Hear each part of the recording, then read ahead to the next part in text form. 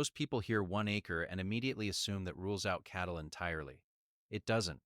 Amish farmers in Lancaster County, Pennsylvania, have grazed multiple cows on single-acre plots for generations, using a four-paddock rotation most modern homesteaders have never seen explained with actual numbers. Paddock division and layout 1 acre equals 43,560 square feet. Split into four equal paddocks, each section runs roughly 104 by 104 feet, about 10,890 square feet.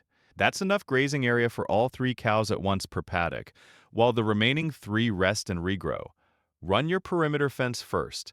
Woven wire or four-strand high tensile electric. Divide the interior with temporary polywire on step-in posts. A central water point with a single access lane through the middle cuts your setup cost, and daily moving time significantly. Rotation schedule. The rotation that works on 1 acre with three cows is a 7-day graze, 21-day rest cycle. Each paddock holds the entire herd for 7 days, then rests 21 days while the other three cycle through. That 21-day rest is where most people go wrong. They cut it to 14 days and watch the grass thin out over 2 months. Warm season grasses need a minimum of 21 days to rebuild root reserves. Cool season grasses like orchard grass and tall fescue need up to 28. At proper stocking density on improved pasture, three cows will consume 60 to 70% of available forage in 7 days, leaving enough root energy for full recovery. If they're cleaning the paddock in 5 days, the rotation is moving too fast. One rule: make move decisions by the calendar, not by how the paddock looks that morning. A paddock that looks adequate may already be grazed past its recovery threshold. Mark move dates before the rotation begins. Stick to them. Forage selection: what you grow determines how long the system holds. For most of the continental U.S., a base mix of 60% orchard grass or tall fescue with 30 to 40% white clover delivers the highest dry matter yield per acre, while the legume fixes nitrogen, reducing your annual fertilizer cost by $40 to $80 per acre. For paddocks taking the heaviest use, overseed with endophyte-free fescue varieties like Jessup Max Q or Texoma, standard endophyte-infected fescue causes fescue toxicosis in cattle, reduced weight gain, heat stress, and reproductive failure. In Tennessee and Kentucky alone, fescue toxicosis costs producers an estimated $600 million annually. Avoid monoculture. A single species paddock goes dormant together, recovers together, and fails in drought together. A mixed stand staggers growth cycles and extends your grazing window by 4 to 6 weeks on either end of the season, which directly reduces the number of hay bales you need to buy. Water and infrastructure. Water is the one infrastructure decision that determines whether the whole system is manageable day to day, or whether it becomes a daily chore that makes you resent the cows.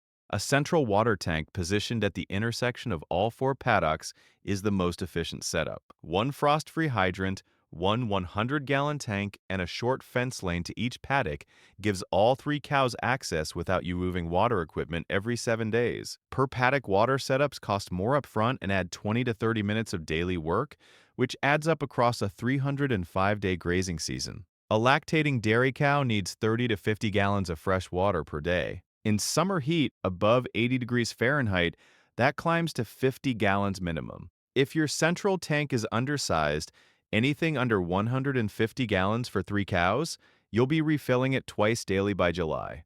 The specific infrastructure detail most people skip: shade. A 1 acre paddock with no shade cover loses significant forage in summer because cattle bunch in one corner to avoid sun, overgrazing that corner and leaving the rest ungrazed. A single shade structure, even a 12 by 1/6-foot open-sided run-in, distributes grazing behavior and protects forage yield across the whole paddock. Frost protection matters in colder climates. A freeze-proof hydrant costs $80 to $120 and saves hours of water hauling from November through March. The year-round numbers? The question this whole system comes down to: does rotational grazing on 1 acre actually reduce your hay bill enough to justify the setup cost? Here are the numbers. A cow on continuous grazing, no rotation, no rest periods, consumes forage faster than it regenerates and typically requires full hay supplementation for 5 to 6 months of the year in most U.S. climates. At $8 to $12 per bale and 1 bale per cow per day, That's $1,200 to $2,160 per cow annually in hay alone. A properly managed four-paddock rotation on improved pasture extends the grazing season by 60 to 90 days in most regions, cutting hay dependence from 5 to 6 months down to 3 to 4. For 3 cows, that reduction saves 270 to 360 bales per season.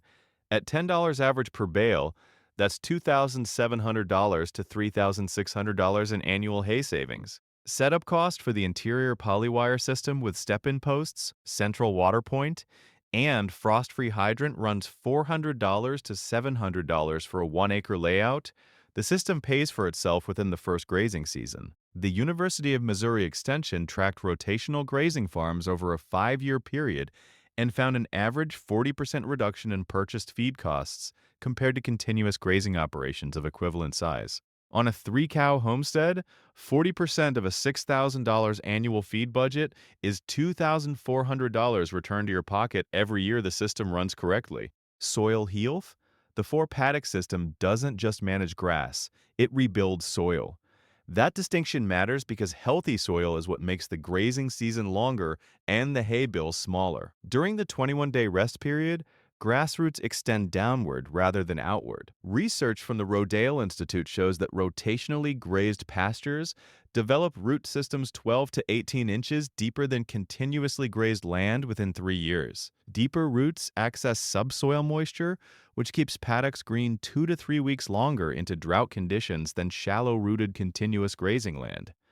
Manure distribution is the second soil benefit. Cows on a rotational system deposit manure evenly across the paddock during their 7-day stay. On continuous grazing, 80% of manure falls within 50 feet of the water source, leaving most of the pasture unfertilized and the area near water overloaded with nitrogen. One management detail that accelerates soil recovery: drag or harrow each paddock within 48 hours after the herd moves out.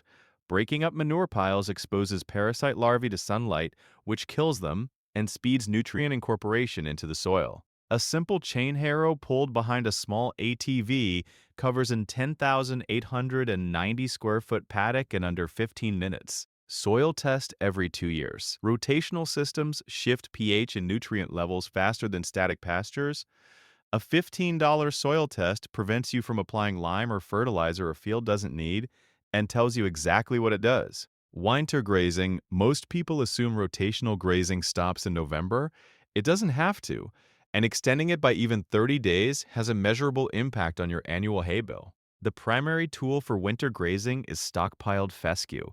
In September, pull your cattle off 1 or 2 paddocks, apply 50 to 60 pounds of nitrogen per acre, and let the fescue accumulate growth through fall. A properly stockpiled tall fescue paddock can hold 2,000 to 3,500 pounds of dry matter per acre by December, enough to graze 3 cows for 20 to 35 days without supplemental hay. Fescue is uniquely suited to this because it retains nutritional quality after frost. Unlike orchard grass or bluegrass, which go dormant and lose feed value rapidly, tall fescue cured on the stem in cold weather maintains 12 to 14% crude protein through January in most Midwestern climates. The sacrifice paddock is the other winter tool. Designate one of your 4 paddocks as a sacrifice area for the deepest winter months, typically January and February. Concentrate the herd there with hay supplementation rather than rotating through all 4 paddocks. This preserves forage root systems in the other 3 paddocks, which accelerates spring green up by 10 to 14 days compared to winter grazing all 4 equally. In climates below USDA Zone 6, mud management matters more than forage in February. Install 6 inches of compacted gravel in the sacrifice paddock around the water point and any high traffic lanes. Mud-related hoof problems in winter, particularly digital dermatitis, are preventable and cost $80 to $200 per affected animal to treat. Managing herd size. The 4-paddock system on 1 acre is calibrated for 3 cows. That number isn't arbitrary. It's based on a stocking rate of approximately 1 animal unit per 0.33 acres on improved rotational pasture. Push beyond that and the 21-day rest period stops being enough. The grass never fully recovers and the system degrades within 1 season. The question most people ask by year 2, when can I add a 4th cow? The answer is tied to 2 metrics: not one. First, pasture recovery time. If your paddocks are consistently recovering full canopy height, 8 to 10 inches for mixed grass clover, within 18 days rather than 21, the system has margin. That margin means you either reduce your rotation interval or carry more animals. Second, soil organic matter. If your soil test shows organic matter increasing year over year, which it will in a well-managed rotation, your pasture's carrying capacity is growing.